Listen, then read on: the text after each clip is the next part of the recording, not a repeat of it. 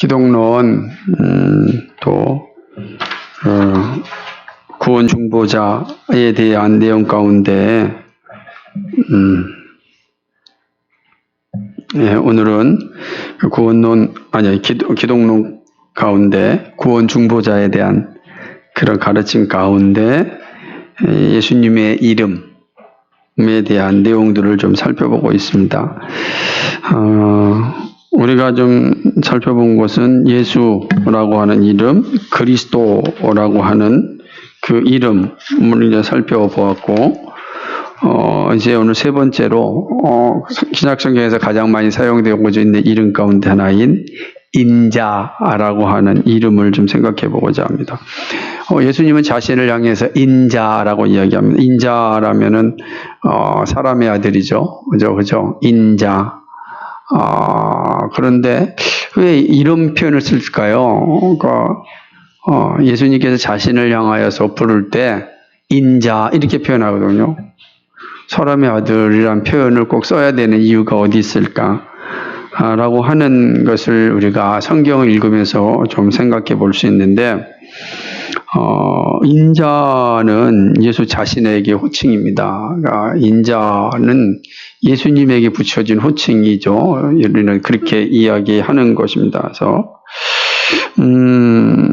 특별히 인자라고 하는 이 말은, 성육신에 대한 신비를 가지고 있습니다. 그러니까 예수님 자신이 하나님의 성육신 하심으로, 존재한다라는 것을 사실은 나타내는 게 인자예요. 왜 그러냐면 인자라고 하는 것은 이제 나중에 인자의 유래를 저 6번에 가면은 이제 보게 될 텐데, 그러니까 인자라는 신비스러운 용어를 통하여서 예수님 자신이 누구인지를 이제 드러내고 있는 겁니다. 마치 우리에게 또 다른 별명이 있을 수 있잖아요. 그 별명을 할 때 혹은 호 같은 거 있잖아요. 무슨 호, 뭐 춘원, 뭐 이렇게 호가 있듯이 그 호에는 그 의미가 담겨져 있잖아요. 예수님에게도 인자라고 할 때는 그 인자의 의미 속에 어떤 게 담겨져 있냐면 바로 이렇게 성육신의 신비를 가르치는 거죠. 더군다나 이 인자라고 하는 것은 신분의 전의를 지시하는 겁니다. 무슨 말이냐면 그 3번에 1번에 한번 읽어볼까요? 이렇게 되어 있습니다. 인자란 하나님이 성육신하여 사람으로 신분 전이하였음을 밝히기 위한 것이다. 이제 하나님께서 자신을 이제 그렇게 이제 이야기하는 것 아니겠습니까? 그래서 이 내용 가운데 우리가 잘 이해해야 되는 것은 지난주에 나눠준 건데, 그러니까 사람으로 신분이 전이되었다라는 것을 알려주시기 위하여 인자라고 하는 표현을 쓰는 겁니다. 근데 성경에 보게 되면요, 마태복음이나 이런 데 보면은 인자가 안식일의 주인이라 이렇게 말씀하세요. 여러분 이게 인자가 안식일의 주인이다 이렇게 말하거든요. 그럼 인자는 예수님에게 쓰인 호칭이잖아요. 그러니까 예수님이 안식일의 주인이다 이런 뜻이잖아요. 그렇다고 한다면 안식일은 누가 창조하였습니까? 삼위 하나님 창조했잖아요. 창조 때. 그러니까 예수님이 누구시라는 거예요? 창조주이시다. 이런 걸 이제 설명하는 거죠. 그러니까 인자가 안식일의 주인이다라는 것은 예수님이 안식일의 주인이다라고 하는 것에 끝나는 것이 아니라 예수님이 누구시라는 거예요? 창조주 하나님이시다라는 것을 밝히는 것입니다. 근데 인자가 하늘에서부터 내려온 것을 설명하거든요. 그러니까 인자라는 표현 속에서는 이 인자는 이 땅에서 존재하는 것이 아니라 하나님께서 오늘 읽었던 말씀을 잘 보면 뭐라 그러죠? 3장 13절에 보면 하늘에서 내려온 자, 곧 인자 외에는 이렇게 표현하고 있잖아요. 인자가 어디서 왔다는 거예요? 하늘에서 내려오셨다라고 하는 것을 강조합니다. 그 무슨 말이야? 원래 하나님이신데, 그죠? 하나님이시란 말이에요. 근데 성육신하여서 하늘에서 내려왔음을 강조할 때 인자라고 하는 단어를 쓰는 겁니다. 그러니까 예수님이 자신을 인자라고 할 때는 이런 의미가 들어가 있는 거죠. 그러니까 이 인자라는 단어 안에 예수님에 대한 풍성한 이해가 담겨져 있습니다. 그러니까 인자는 성육신하여 사람들에게 오신 분입니다. 그렇죠? 더군다나 마태복음 25장 31절을 보게 되면 인자는 천사를 창조하고 부리는 하나님으로 이제 증거됩니다. 우리가 있는 것처럼 이렇게 나타날 수가 있죠. 그래서 인자는 어떤 분인가라고 하는 사실을 잘 보여주는 것입니다. 인자의 내용, 예수님 자신을 인자라고 부를 때는 이런 모습들이 담겨져 있는 겁니다. 네 번째로 여러분들은 그 인자는 또 제2 아담임을 함의하는 거죠. 로마서 5장 14절 한번 볼까요? 로마서 5장 14절에 어떻게 말씀하고 있는지 한번 보겠습니다. 로마서 5장 14절에 보게 되면은, 그렇죠? 5장 14절이 아닌데, 예. 5장 14절 맞습니다. 로마서 5장 14절 죄송합니다. 5장 14절 같이 읽겠습니다. 시작. 그러나 아담으로부터 모세까지 아담의 범죄와 같은 죄를 짓지 아니한 자들 위에도 사망이 왕노릇하나니 아담은 오실 자의 표상이니라.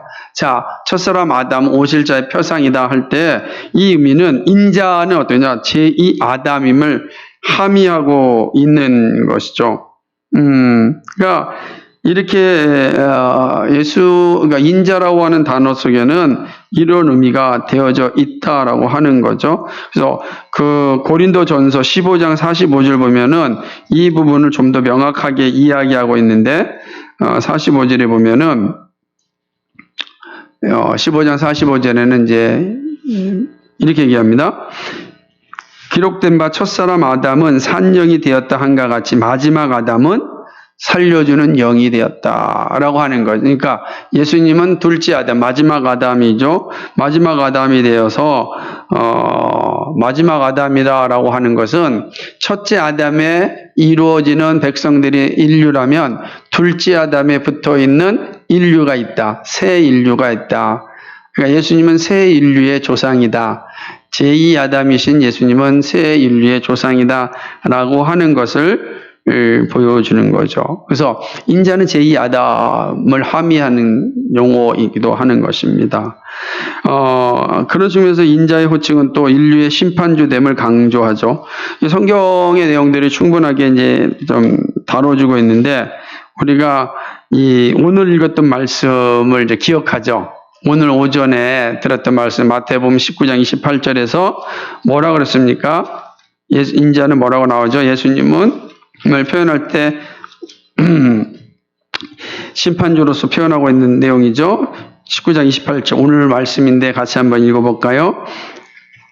시작. 예수께서 가라사대 내가 진실로 너희에게 이르노니 세상이 새롭게 되어 인자가 자기 영광의 보좌에 앉을 때에 나를 쫓는 너희 12보좌인 자 이스라엘 12지파를 심판한. 그러니까 인자는 뭐냐?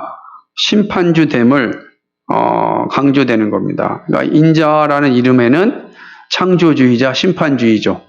그죠? 그리고 또 구속주의죠. 새 인류를 조성하는 분이다. 그러니까 인자라고 하는 왜 예수님께서 인자라고 하는 단어를 썼을까 할 때 그 사람의 아들이거든요.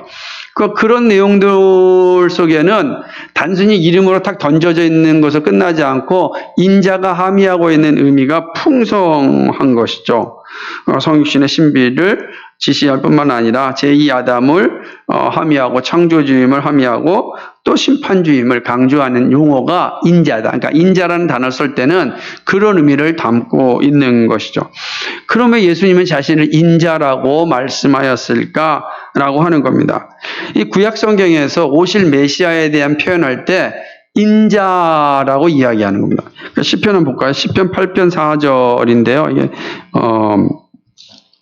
시편 여러분 찾아보세요. 이게 이제 시편 8편 4절을 보게 되면은 이렇게 되어 있습니다.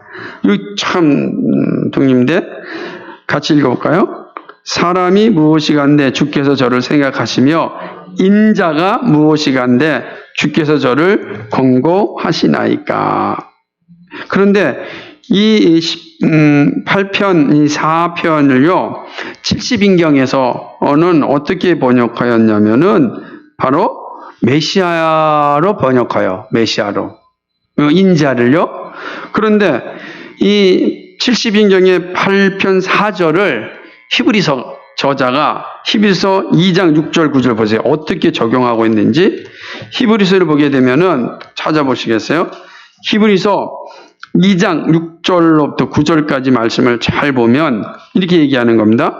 자, 우리가 아까 10편, 8편, 4편 봤죠?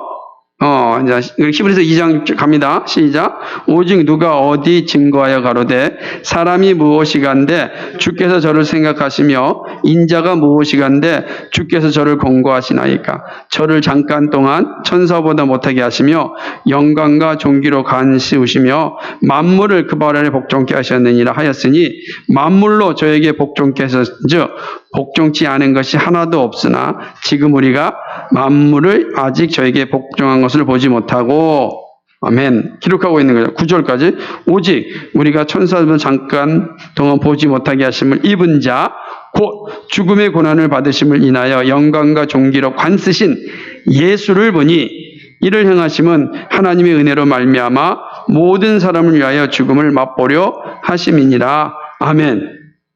자, 여기서 인자를 누구에게 적용하고 있는 겁니까? 예수님에게 적용하고 있잖아요.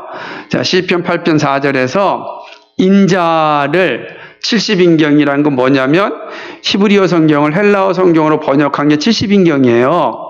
근데 그 70인경에서는 이 인자를 메시아로 번역했단 말이에요. 근데 히브리어 이 저자가 이 70인경에 있는 8편, 10편, 8편, 4편을 가져와서 그 인자가 누구냐면 예수 그리스도, 예수님이라고 칭하는 겁니다. 그러니까 10편, 8편, 4편에는 인자는 이 히브리서 2장 6절 9절에서 누구로 이야기하는 거예요? 예수님이다. 그러니까 인자는 누구예요? 예수님이에요. 그러니까 구약에서 오실 메시아를 표현할 때 인자라고 표현했다고요. 근데 신약에서는 오신 메시아 예수님을 인자라고 말하는 거예요. 그럼 예수님이 누구예요? 메시아라. 이게 말하는 겁니다. 그러니까 예수님 자신을 메시아라라고 이야기하는 것입니다. 그 에스겔서는요, 전체가 다 인자가 중심에 섭니다. 이 내용을 다 살펴보지 않지만, 에스겔서 전체는 다 인자에 대한 예언이고, 그 인자가 누구냐? 동일하게 예수 그리스도를 표현하고 있습니다. 그러니까 구약에서 인자를 얘기할 때는 메시아를 의미하는 거예요. 근데 그 메시아가 누구냐? 히브리서는 예수 그리스도 얘기하는 거죠. 더 구체적으로 나타난 것은 다니엘서 7장 13절 14절이에요. 구약 성경 찾아보세요. 다니엘서. 그죠? 구약 성경 다니엘서입니다. 에스겔 다음에 다니엘서가 있어요. 제가 에스겔서의 이 말씀을 다 찾지 않았는데 나중에 다 보게 될 겁니다만 일단은 다니엘서 7장 13절과 14절을 보게 되는데 보겠습니다. 구약성경 1245페이지예요. 잘 찾아가면서 한번 봐야 됩니다. 13절부터 14절 같이 읽겠습니다. 시작.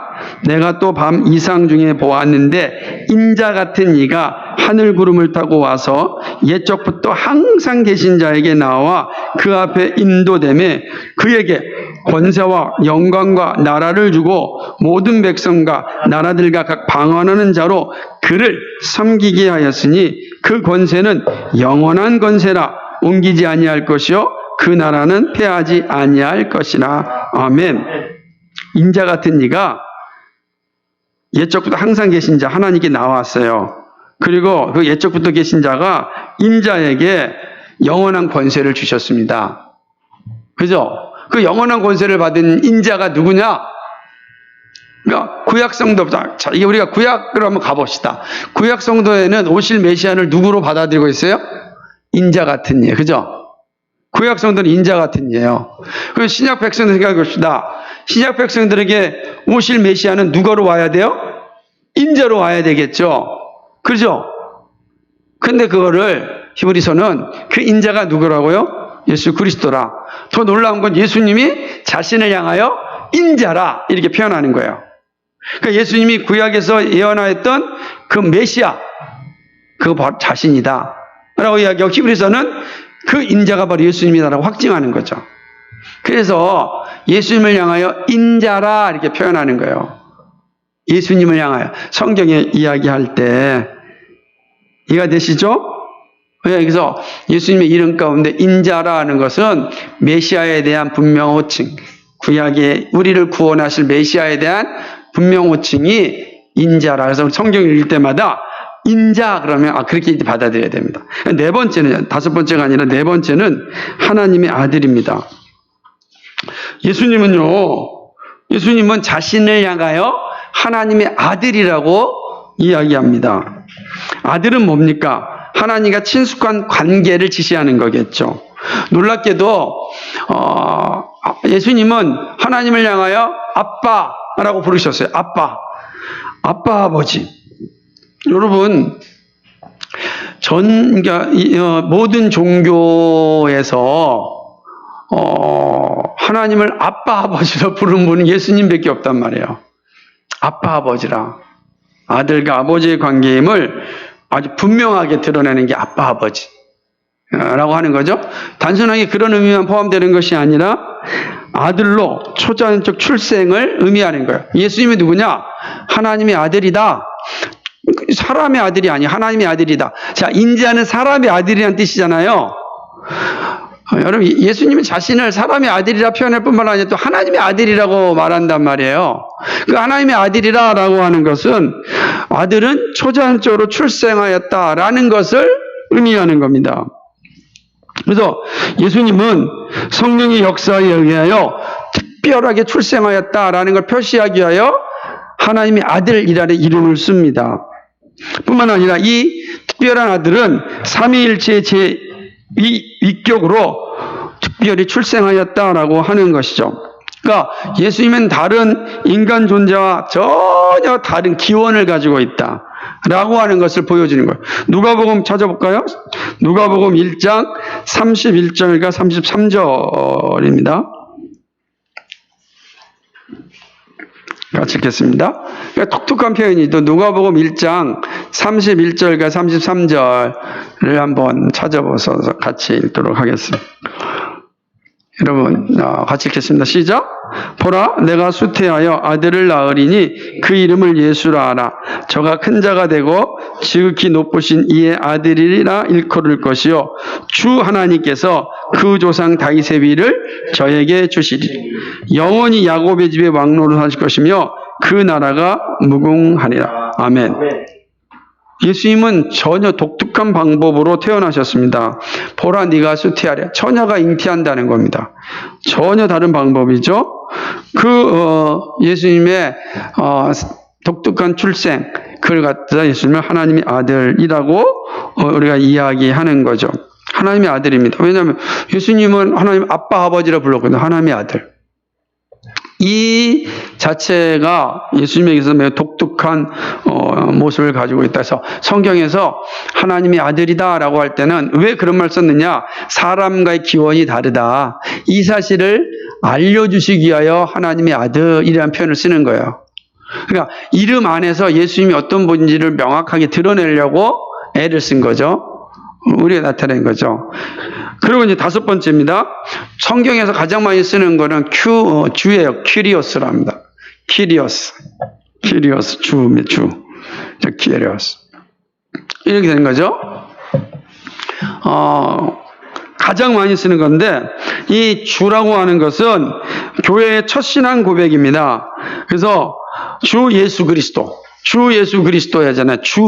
그러니까 교회가 첫 번째 신앙 고백할 때 그 예수님을 향하여 주라고 부른 거예요. 주. 여러분, 주라고 하는 단어가 얼마나 중요한 단어인지 이 시작부터 아는 거예요. 교회의 첫 번째 신앙 고백에서 예수님을 향하여 주라고 말했다는 겁니다. 주라고 이야기했다는 겁니다.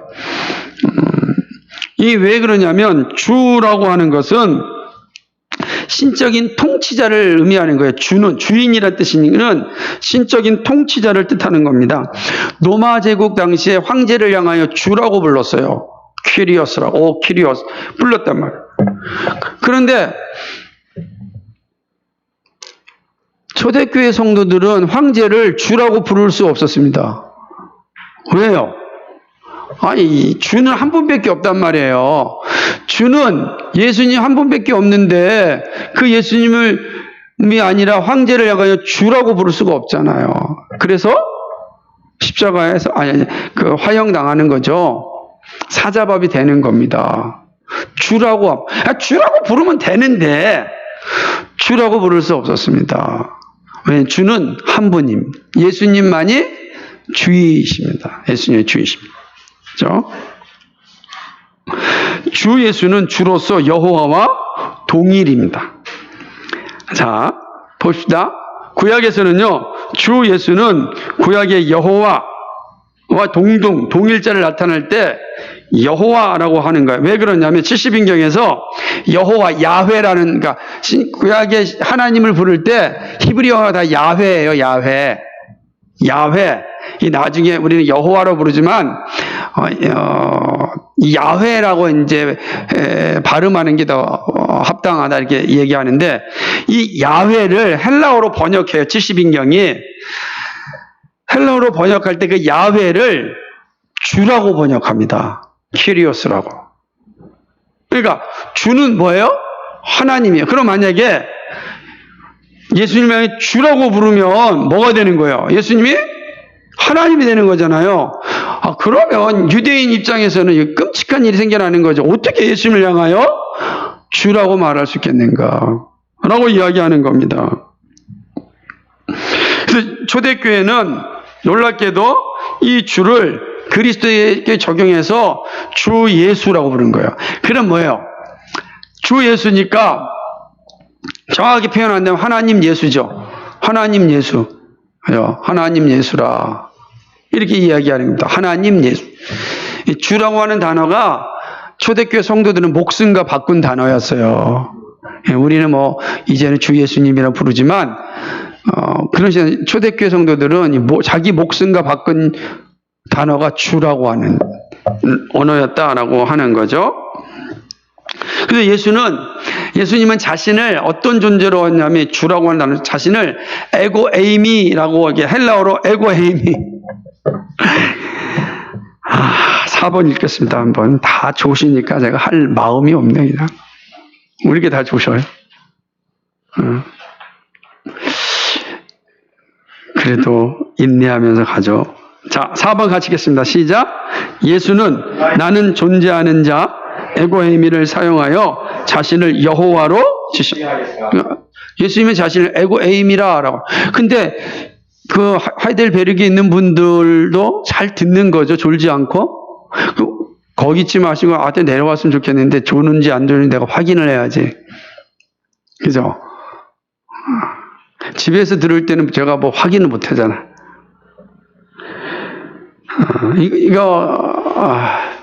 저는 되게 중요하게 여기고 지금 오늘 말씀 나누는데, 여러분 우리가 지금 우리는 그냥 주님 부르는데 이게 생명과 바꾼 용어였다. 이게 참 어떻게 여러분의 심장에 이게 다가가는지 모르겠지만, 냉랭한 우리의 심장에 이 말은 그냥 냉랭하게 들릴 것 같아서 좀 속상한데, 그러나 어쨌든 역사는 그렇습니다. 주라고 하는 건 바로 이 자기의 생명과 바꾼 그런 용어였습니다. 그죠? 왜 예수님 항상 자기 자신을 향하여 에고에이미, 나는 나다 이렇게 말씀하셨거든요. 근데 이런 표현은 구약에서도 하나님을 표현할 때 썼던 용어입니다. 그 놀랍게도요, 구약의 여호와를 지시할 때 I am 할 때 나는 나다, 누구죠? 모세가 하나님 이름 알려주십시오 할 때 나는 스스로 있는 자다, 그죠? I am입니다. 근데 그거를 헬라어로 번역할 때 에고에이미라고 번역했는데, 이 에고에이미를 예수님이 사용하십니다.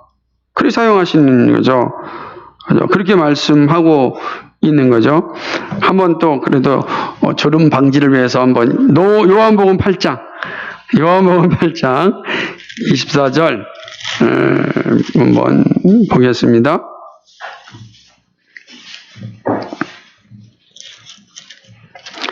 8장 24절 28절 이렇게 읽는데, 24절 읽겠습니다. 시작. 이러므로 내가 너에게 말하기를 너희가 너희 죄 가운데 죽으려 하였노라.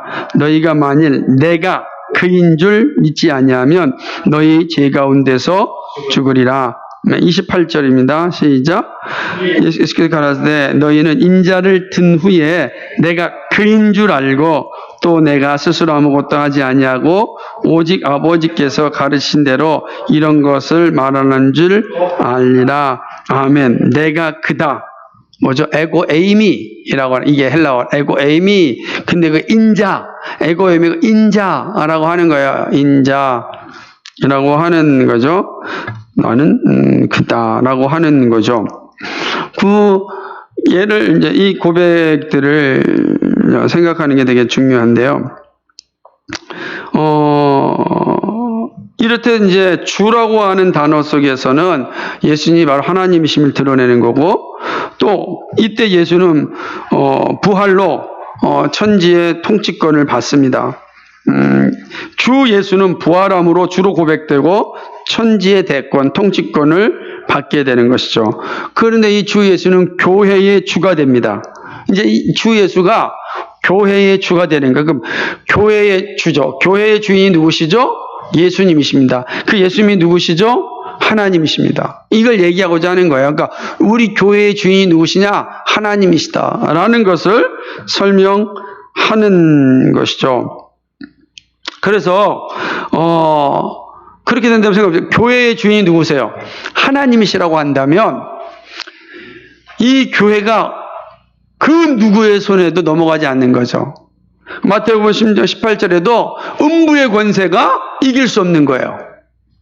그러면 교회가 어떤 위기가 있고 어떤 어려움이 있고 어떤 고통이 있고 어떤 아픔이 있다 할지라도 교회는 결코 무너지지 않는다 라는 말씀이에요. 왜? 교회의 주인이 누구이기 때문에? 하나님이시기 때문에. 그러니까 사람들이 다 떠난다 할지라도 교회는 무너지지 않아요. 이걸 인식해야 되는 거예요. 왜 그러냐면 많은 사람 내가 없으면 교회가 존재할까? 이렇게 생각한다고요. 교회가 어렵죠. 아마 지역교회가 힘들어질 겁니다. 그렇지 않겠습니까? 그렇다고 해서 하나님의 교회가 사라지지 않아요. 교회의 주인은 누구시기 때문에? 하나님이시기 때문에. 그 교회를 주인을 주 예수의 교회라고 이야기할 때 그런 의미가 포함되는 거예요. 그러면 주님 재림하실 때 주님을 맞을도록 교회가 존재합니다. 이 땅의 모든 것이 사라진다 할지라도 주님 재림하실 때 교회는 존재한다라고 하는 거예요. 지상에 남아 있습니다. 왜요? 교회의 주인이 누구이기 때문에? 하나님이시기 때문에, 주이시기 때문에 라는 걸 말하는 거예요. 그러니까 목숨과 바꿀만 하죠? 목숨과 바꿀 수 있는 겁니다. 화려한 로마가 다 흙더미가 됐잖아요. 사라졌잖아요. 그냥 유물로 남아있잖아요. 그런데 교회는 빛나게 살아있습니다. 그걸 말해주는 거예요. 주님 재림하실 때도 교회가 남아있습니다. 교회가. 그 교회가 얼마나 존귀한가. 그래서 교회의 주인이 사람이 아니고 주님이시기 때문에요. 주님이기 때문에. 그 사실을 나타내는 거예요. 주라고 하는 단어가 그 목숨과 바꿀 수 있는 거예요. 내가 사라져도 교회는 남습니다. 그 많은 사람들이 한국교회 위기다, 위기입니다. 한국에 사라질 수 있을지 모르겠습니다. 그러나 하나님의 교회는 여전히 살아있습니다.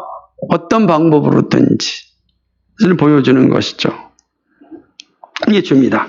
마지막 이제 여섯 번째가 뭐냐면, 마지막이 아니라 여섯 번째가 하나님입니다. 그죠? 예수는 부활로 하나님으로 고백되어집니다. 놀랍죠? 요한복음 20장 28절을 보게 되면, 20장 28절에 보니까 놀라운 고백, 도마가 이렇게 고백하잖아요. 도마가 예수님이 부활하심에 대하여서 의심하였어요. 그래서 예수님 저한테 손과 발을 창자국 보여달라고 했잖아요. 그때 예수님이 봐라라고 하지 않았습니까? 도마가 봤습니다. 만지지도 않았습니다. 그리고 나는 고백이에요. 같이 읽어볼까요? 시작. 도마가 대답하여 가로되 나의 주시며 나의 하나님이십니다. 이건 도마의 신앙 고백이 아니라 우리 모두의 신앙 고백입니다. 나의 주, 나의 하나님이죠. 나의 주, 나의 하나님. 사실 이거 뭐예요? 반복하는 거예요. 나의 하나님, 나의 하나님이에요. 그죠? 나의 하나님, 나의 하나님. 근데 예수님을 향하여서 하나님이라는 이름이 붙여져 있는 거죠. 요한복음은 성육신자가 하나님이시면서 출발하지 않습니까? 성육신하신 노고스가 여호와 하나님이십니다. 하나님이 바로 성육신하셨다라고 이야기해 주는 것입니다. 요한복음 12장 38절로부터 41절 보겠습니다. 이 단어는 이사야서 6장을 그대로 인용한 거예요. 같이 읽겠습니다. 자, 38절로 41절 시작. 이는 선지자 이사야의 말씀을 이루려 하심이라 가로되 주여 우리에게 들은 바를 누가 믿었으며 주의 팔이 누게 나타났나이까 하였더라. 저희가 능히 믿지 못한 것은 이 까닭이니 곧 이사야가 다시 일렀으되 저희 눈을 멀게 하시고 저희 마음을 완고하게 하셨으니 이는 저희로 하여금 눈으로 보고 마음으로 깨닫고 돌이켜 고침을 받지 못하게 하려 함이라 하였습니다라. 이사야가 이렇게 말한 것은 주의 영광을 보고 주를 가리켜 말한 것입니다. 아멘. 이 얘기하는 겁니다. 성육신한 노고수가 누구다? 여호와 하나님이시다. 그러니까 예를 들자면 이사야서 6장에서 이야기했던 그 하나님이 누구시다? 예수 그리스도 주이시다 라고 표현하는 거죠. 바울도 예수 그리스도를 하나님으로 지목합니다. 그죠? 로마서 9장 5절에 보게 되면 그리스도는 만물 위에 찬송받으실 하나님이심으로 고백하고 있습니다. 만물 위에 만물을 다스리는 자, 그것이 바로 예수 그리스도다라고 하는 거죠. 디도서 2장 13절 한번 볼까요? 디도서 뒤에 보면은 디도서입니다.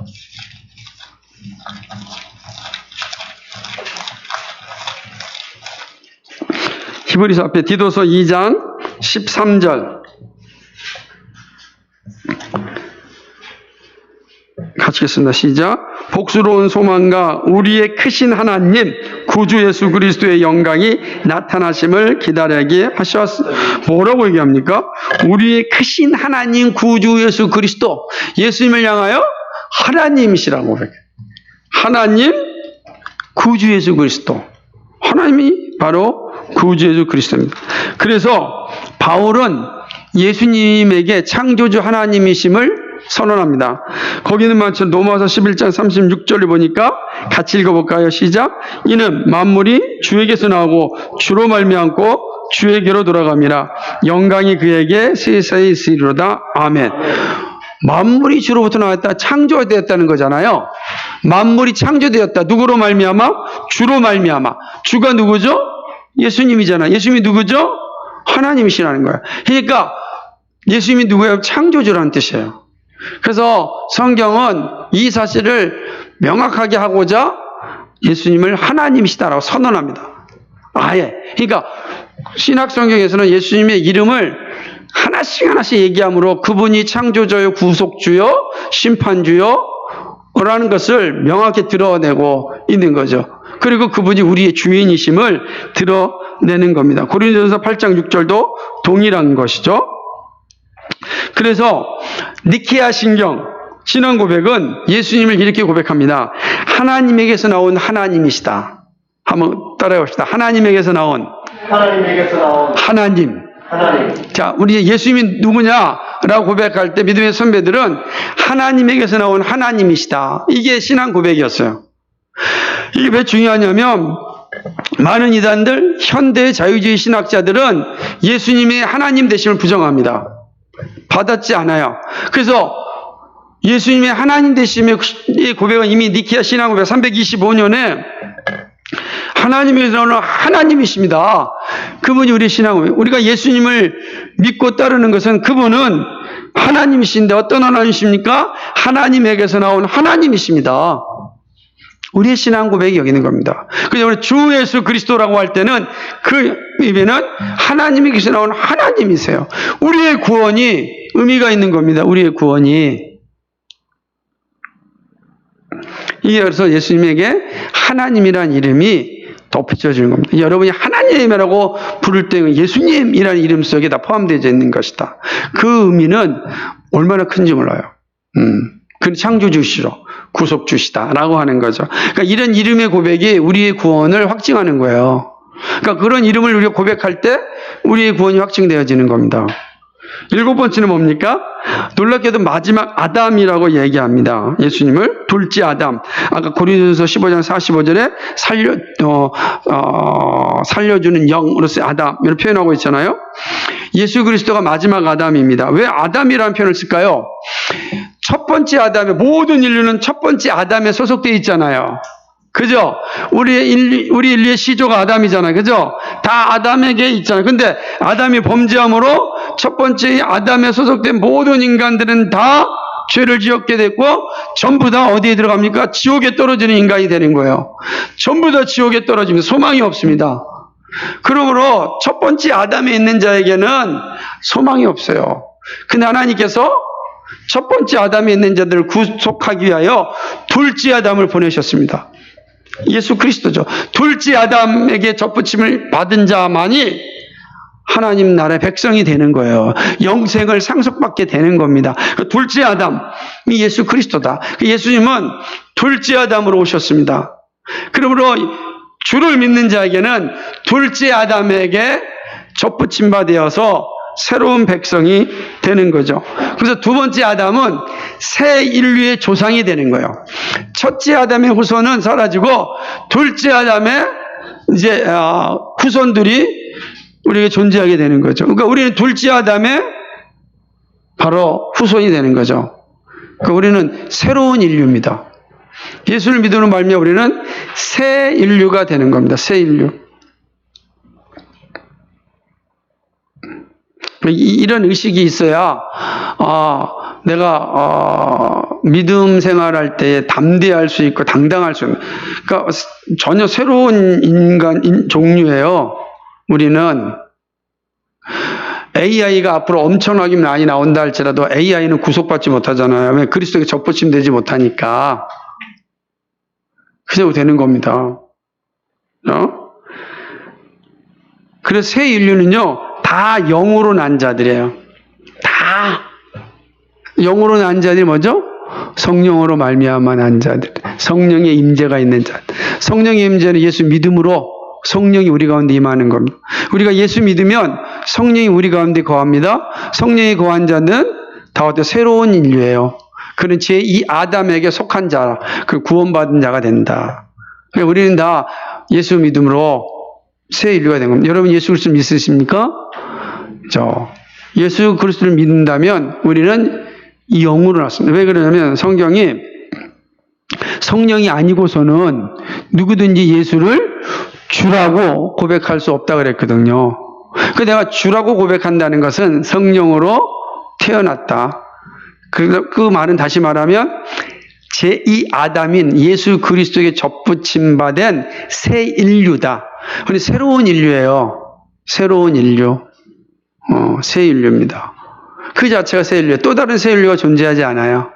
근데 지금 세상은 또 다른 인류가 온다라고 이야기하잖아요. 거짓말에 속으면 안 됩니다. 그 사실 보여주는 거죠. 마지막 8번째는 예수님을 향하여 주의 종이라 이렇게 또 성경에 표현합니다. 주의 종. 그죠? 주의 종은 제자들이 지목한 이름입니다. 예수님을 주의 종 이렇게 얘기하잖아요. 한번 볼까요? 사도행전 3장 13절. 여러분이 또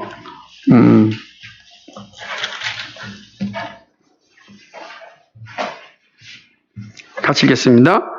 시작. 아브라함과 이삭과 야곱의 하나님 곧 우리 조상의 하나님이 그 종 예수를 영화롭게 하셨느니라. 너희가 저를 넘겨주고 빌라도가 놓아주기로 결혼한 것을 너희가 그 앞에서 부인하였으니 아멘. 거기서 보냐 하나님이 그 종 예수를 그 예수님을 향하여 그 종 주의 종이라 그러죠. 그 왜 예수님에서 주의 종이라 그랬을까요? 왜 예수님에게 그냥 이름 하나만 되는데 예수님에게 주의 종이라 하였을까? 오실 메시아는 종으로 오신다고 구약이 예언하셨어요. 그러니까 하나님께서 오실 메시아는 종으로 온다. 이사야서 42장 1절, 이사야서 52장에 기록된 거죠. 구약성경 볼까요? 한번 또 봐보죠. 이사야서 42장 1절 보겠습니다. 구약성경 보세요. 1016페이지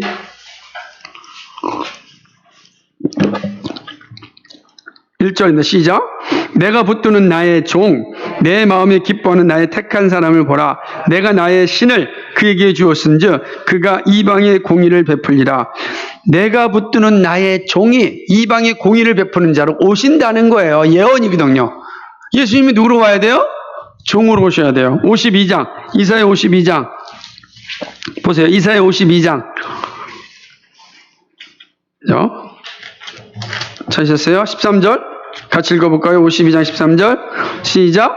여호와께서 가라사대 보라 내 종이 형통하리니 밭대로 높이 들려서 지극히 존귀하게 되리라. 아멘. 하나님의 종이 높임을 받게 된다는 거예요. 종이 된다라고 하는 거죠. 그러니까 예수님은 누구로 오셔야 됩니까? 종으로 오셔야 되는 거예요. 그래서 신약성경에 예수님을 향하여 주의 종이라 이렇게 부르는 겁니다. 그러므로 구약의 모든 걸 성취하시는 거예요. 주의 종이라는 호칭은 피조물을 입었기 때문입니다.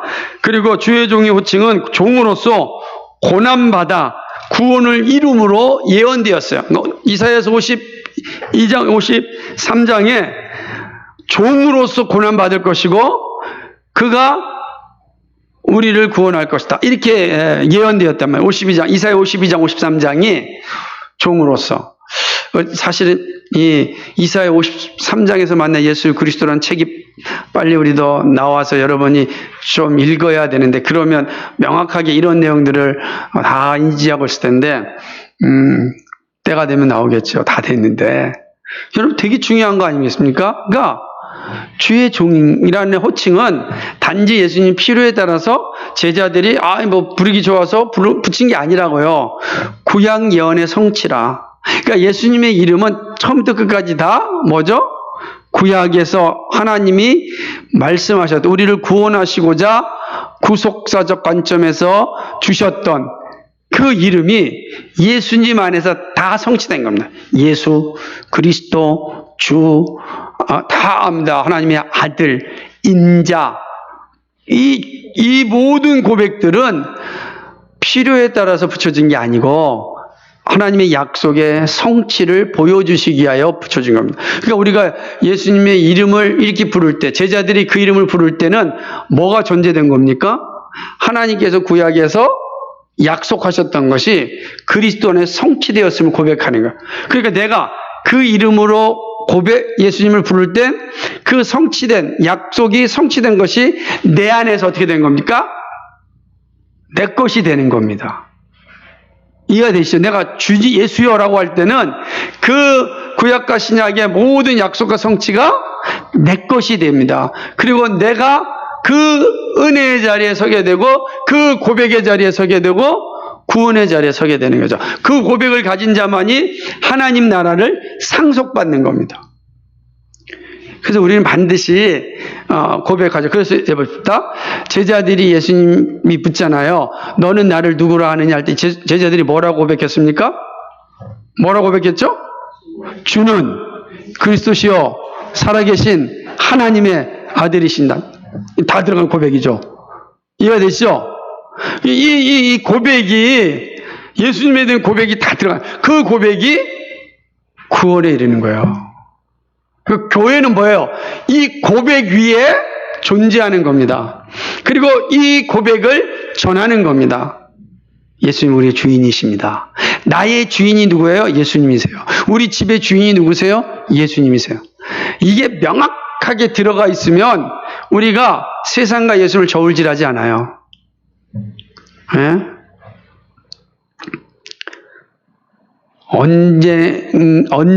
얼마나 더 신앙생활 해야 정말 명확하게 예수님만 의지하며 살아갈 수 있을까?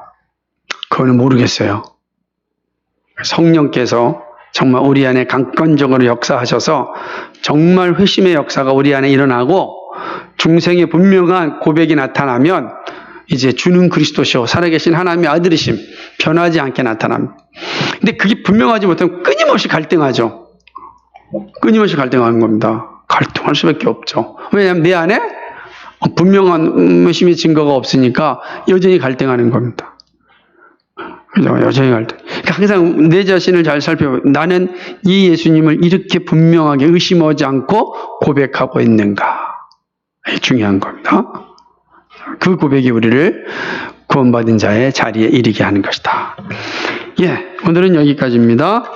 혹시 질문 있으십니까? 오늘 아침 설교와 또 오늘 오후의 강의를 통하여서 궁금하신 거 있으면 질문해 주시기 바랍니다. 예.